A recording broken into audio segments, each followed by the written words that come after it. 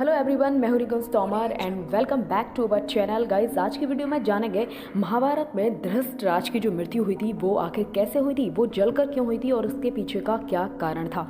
ये तो आपको पता ही है कि महाभारत में धृतराज की बहुत ही अहम भूमिका रही थी। पहले उनकी पूरी कहानी समझते हैं। शांतनु और सत्यवती के पुत्र का नाम था विचित्र वीर्य। उनकी दो पत्नी थी, एक अंबिका और अम्बाबालिका। दोनों को कोई पुत्र नहीं हो रहा था, तो सत्यवती के पुत्र वेदव्यास की सहायता से पुत्रों को जन्म दिया गया। अंबिका से हुए थे धृतराज और अंबिका जो बालिका थी उनसे हुए थे पांडु।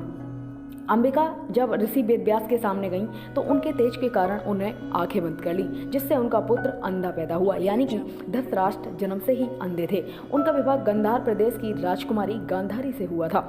गांधारी का विवाह ऐसा कहा जाता है कि भीष्म ने जबरदस्ती धृतराष्ट्र के लिए करवा दिया था और पूरे परिवार को बंधक बना के रखा था। गांधारी के लिए ये बात बहुत दुख देती थी, इसलिए वो आंखों पर पट्टी बांध के रखती थी। धृतराष्ट्र और उनकी गांधारी के दुर्योधन समेत 100 से ज्यादा पुत्र थे और एक पुत्री थी। संजय और विदुर धृतराष्ट्र के मंत्री थे। दोनों ने धृतराष्ट्र, गांधारी और कुंती के साथ उन्होंने भी संन्यास लिया था। बाद में धृतराष्ट्र की मृत्यु के बाद वो हिमालय चले गए, जहाँ से वो कभी न लौटे। धृतराष्ट्र के दामाद का नाम था जयद्रथ, जिसका वध अर्जुन ने किया था। ये कहानी भी आपने सुनी होगी। धृतराष्ट्र के अंधा होने के कारण वो राजा कभी नहीं बन सके। बाद में कभी बने थे, उस पर आगे बात करेंगे। तब पांडु को राज्य दे दिया था। पांडु एक शराब के चलते राज्य छोड़कर अपनी पत्नी कुंती के साथ जंगल चले गए, जहाँ उनकी मृत्यु हो गई।